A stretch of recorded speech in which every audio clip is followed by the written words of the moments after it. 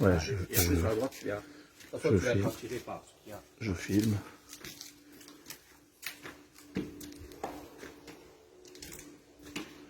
Je me déchausse. Ouais. Ah oui, là, c'est ça qui est. Donc là, c'est des endroits sacrés. On est obligé de se déchausser dans les temples.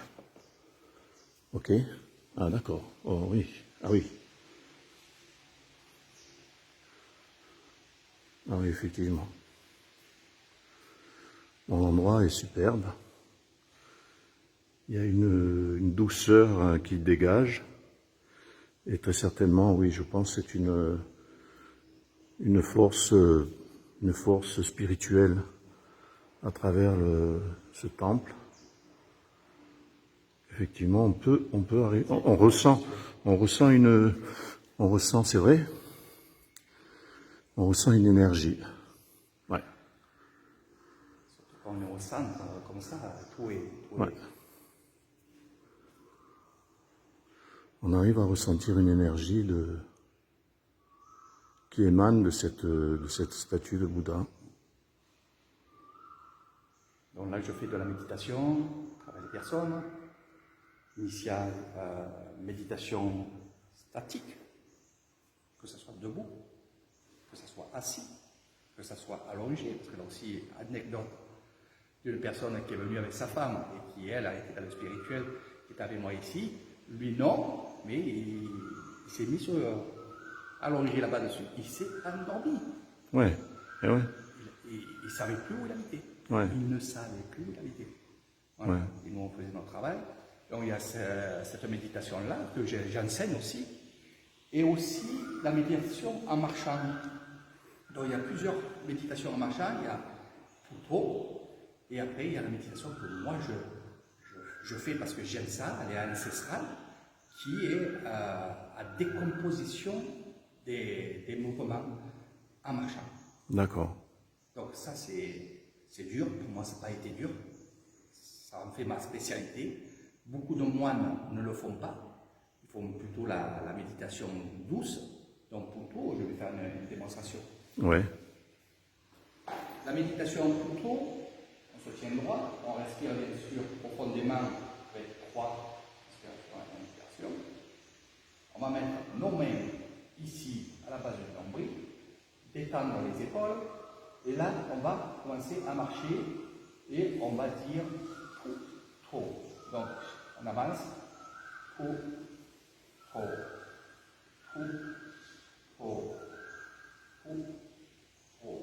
Et quand on est à la fin du chemin, on va respirer encore 3 fois. Et là, on va tout doucement, se retourner. Et on va continuer ce chemin-là. C'est pour ça qu'on a un chapelet ici, qu'on tient aussi à la main. Et il y a ces fameuses nombres de perles. Et là, chaque fois qu'on a fait un aller-retour, on enlève une perle. D'accord. Ça, c'est la première méditation, c'est la plus facile. Alors, pour trop vous expliquer, c'est un moine qui a justement fait cette méditation. Comment tu dis? Poutro. Et, voilà. Et quand on le dit, au fond de nous, ça crée une vibration. Ça fait une vibration. D'accord. C'est comme si on disait Om. Oui. Voilà. Donc ça, c'est une méditation que je fais. Méditation méditative en marchant. Et on le fait autour du temple. D'accord. Hein? Donc on a de l'espace et c'est mieux. Après, on a cette méditation que moi je pratique et que j'enseigne aussi aux jeunes moines. Ça, il faut le savoir, je ne mets pas tout sur Facebook et tout. Ouais. En retrait. Donc, ça va être à peu près la même chose. Sauf que tu feras le pied.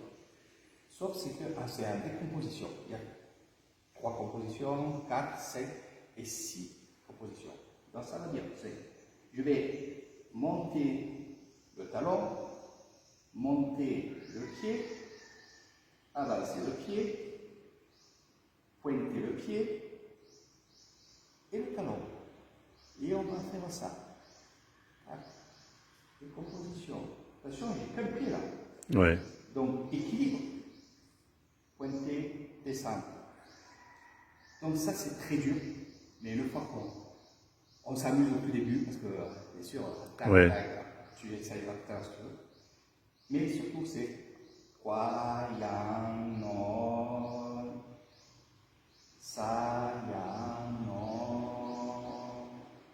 Hua, yang, no. Yu, no.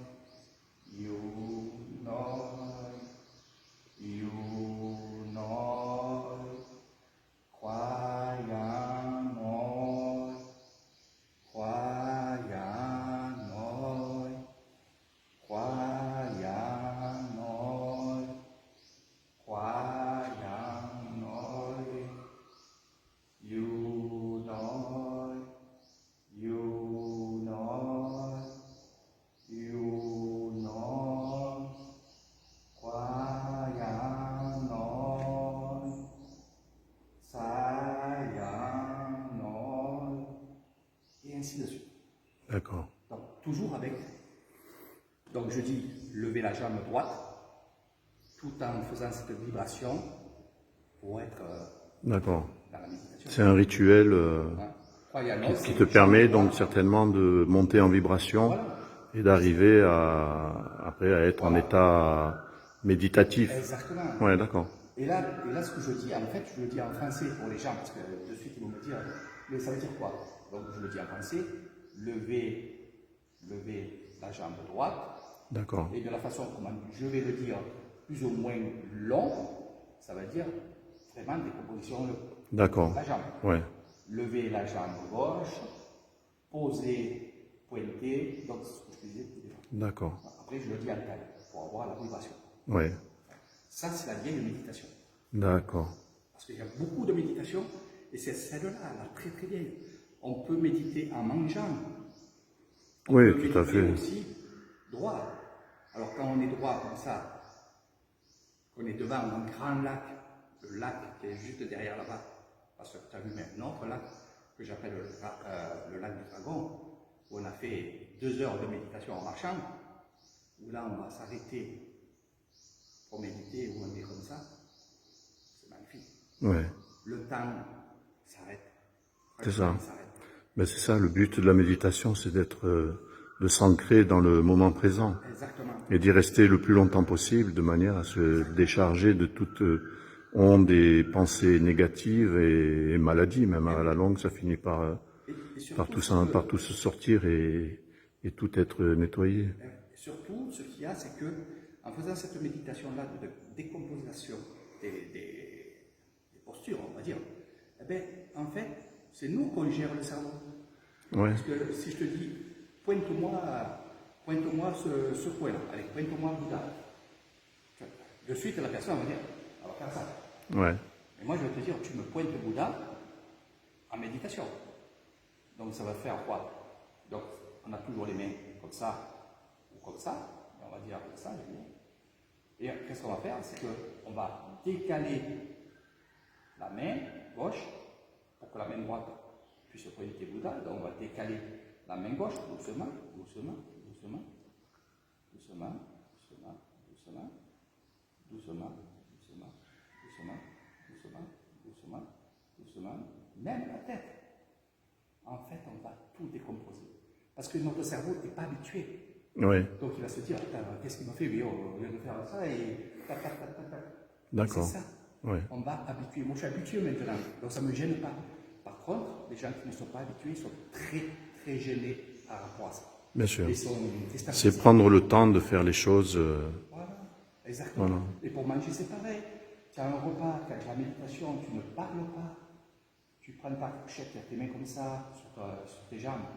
Tu vas monter tes mains, tu vas prendre ta fourchette, tu vas tourner, tu vas rentrer, chercher l'aliment. Et tout doucement, tac, tac, tac, tu vas mettre dans ta bouche. Tu vas descendre, descendre. Et c'est ça, c'est des exercices. Et j'en ai plein comme ça d'exercices. Oui. Parce que c'est justement, c'est ce qui permet comme on vit dans un monde stressant et qu'on est stressé en permanence, ben là, c'est le sens contraire, quoi. En réalité, il faut tout décomposer de manière à détendre au maximum le corps physique et ensuite libérer le corps psychique. Exactement. Et surtout, prendre le dessus. C'est-à-dire, c'est nous qu'on décide. Oui. Si j'ai envie d'aller doucement, je vais doucement. Il faut Si contrôler la situation. contrôler tout. Voilà. Exactement. Ouais. Et Pour travailler dans un moment de paix. Exactement. Voilà. Et crois-moi une chose, c'est que quand on fait ces exercices-là, et que je fais ça avec des gens qui arrivent de partout, ils sont déstabilisés. Oui, oui. Là, il fait frais, t'as vu comment il fait frais? Oui, il fait bon. Voilà. Ouais. Mais ils ont chaud, ils ont des gouttes qui tombent. Ouais, Parce tout à fait. qu'ils sont déstabilisés. Donc, hop, je les remets d'aplomb, tranquillement, et petit à petit, ils y arrivent. Ouais. Et après, tu vois leur sourire. Leur sourire. C'est clair. Leur sourire. Au début, ils étaient là, ils étaient stressés, et ils me disent, j'en pas là. J'ai concentre-toi, écoute mes paroles. J'ai dit, ferme les yeux et écoute ce que je te dis. Ou alors, ils copient ce que je suis en train de faire, tu vois. Avec les gestes, Tout à fait. Ouais. Voilà, en gros, ce que je fais. Oui, Et... oui, c'est quand même intéressant et en même temps, ça permet d'aider les personnes. toutes les personnes du monde occidental qui sont actuellement tous imprégnés d'ondes négatives et ultra négatives et qui ont besoin justement de se retrouver et de délivrer tous ces problèmes qui ont été absorbés pendant des années et des années. On va terminer cette vidéo sur ce message et sur cet endroit. Je te montre un truc là-bas. Ouais. Ceci, c'est ta tablette de prière. Il y a toutes les prières bouddhistes. Bon, bien sûr, c'est en thaïlandais. Ouais. D'accord. D'accord. Voilà. Donc ça, c'est les nouvelles tablettes. Ok. Les anciennes tablettes sont dans des temples et c'est des trésors. Ouais. Les Chinois viennent en Thaïlande pour acheter les tablettes, les vieilles tablettes, qui sont, je te montrerai si j'ai l'occasion, qui sont faites avec de la feuille de banane et des choses comme ça. D'accord. Brodé d'or. Ouais. Il y en a, je connais des temples où c'est disposé comme ça, c'est tout poussiéreux et tout. Ils ne les donnent pas, ils ne les vendent pas. Bien sûr. Voilà. Mais C'est un les trésor. Chinois viennent essayer. Essayer. Alors, tu sais, c'est quoi le marché? Parce que je le sais, j'étais dans les temples. Le marché, c'est on vous récupère les tablettes et nous, on vous en fabrique une grosse quantité. Comme ça. D'accord. Tu comprends? Ouais. Donc il y a des temples aussi qui ont besoin d'argent, qui vont Ouais. revendre ça pour faire des travaux, et il y a des temples que pas du tout. Pas du tout. D'accord. Donc ça, il faut le savoir quand même. Ok. Ben, merci pour toutes ces informations, Eric. De rien, c'est mon domaine, c'est moi. Voilà. Eric est guide touristique pour la région donc de Bissan, ouais, Bissan, mais surtout principalement Royette Voilà. et Kasset Siwai. Kassé Visaï, voilà, j'arrive pas à le retenir. Kassé Visaï. Voilà, il a un resort ici, pas très loin, à 2 ou 3 kilomètres. Et il connaît donc parfaitement tous les temples de la région et la vie des temples. Tous les moines, il les connaît très bien.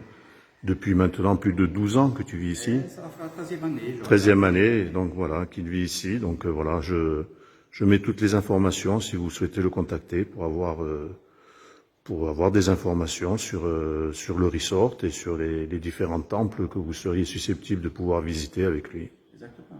Alors, Voilà. Ce qu'il y a aussi, ce qu'il faut préciser, parce que chaque fois on me dit, Eric, tu ne le précises pas, quand je fais tes lives, tes choses Oui, comme ça, c'est vrai. c'est-à-dire que je suis un guide privé. D'accord, Je t'ai ouais. expliqué, ça tu le vois, expliquera un truc. Et c'est vrai que je suis un guide spirituel, parce que là on parle du spirituel, donc guide spirituel du monde bouddhiste et d'autres choses aussi, chaman ou des trucs comme ça, pour ceux que ça intéresse aussi. Mais aussi, je suis guide locaux pour les maisons, pour les rizières, pour les... Voilà, oui, c'est ça. Tout ce qui est après touristique, de la découverte de la région. Voilà. Exactement. Traditionnel. Ouais. C'est ma passion. Tout en restant dans la tradition. Ouais, voilà. La tradition, dans la tradition, j'adore ça. D'accord. Ouais, bon, on le voit à travers tes lives, que tu es passionné par cette région, qui est entre autres, moi je l'ai connu il y a quand même assez longtemps, et c'est vrai que j'avais déjà un petit peu accroché à l'époque, et c'est vraiment les gens, ils vivent dans la douceur, c'est zéro stress. La ville aussi de Royette où j'ai été hier visiter un temple, le parc où il y a pas mal d'attractions pour les enfants, pour les jeunes couples, et la tour de Royette et le Bouddha debout. Voilà, c'est tous des endroits qui sont qui sont super sympas, très faciles d'accès. Les gens se disent, ils vous connaissent même pas, ils vous disent bonjour dans la rue, c'est super, c'est génial. Ouais. Les gens sont très gentils ici, particulièrement, je pense que c'est partout dans l'Isan, mais voilà, ça change de Bangkok, Phuket, Pattaya. Eh ben là, c'est la base. Tu sais Voilà. que la région de l'Isan, c'est la plus grande région de Thaïlande.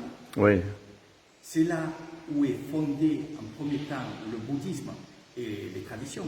Tu peux remarquer, et ça je le fais à chaque fois quand il y a des gens qui viennent en séjour chez moi, on va dans les villages et tout, et c'est toujours les traditions, c'est l'authenticité, ils n'ont pas changé. oui, voilà, oui, c'est vrai, c'est vrai. Que ce soit le tissage, que ce soit les artisans, que ce soit les choses comme ça, c'est encore comme à l'époque, 50 ans derrière. Oui, voilà, c'est ça.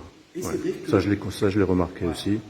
et c'est ce qu'ils cherchent les gens. Oui, voilà, oui, c'est vrai. Retour à l'intérieur. Tu as une déconnexion complète. Voilà. Quand tu arrives ici, tu es complètement déconnecté. Voilà. Même sur ton resort, là où j'ai fait la vidéo ce matin, je suis sorti pour boire mon café donc sur la terrasse. Et il y avait une sérénité, une quiétude. C'était magnifique. On entendait les oiseaux. Voilà, c'est tout simplement, voilà. Et à la tranquillité, c'est tranquillité garantie, quoi. Puis après, tu as vu, tu peux sortir du resort, tu vas dans le village. Oui, voilà, le gens petit qui vont village, te tout le voir, monde, ils sont très gentils et tout, ouais, tu c'est as clair. manger, à boire. Ouais, c'est sûr.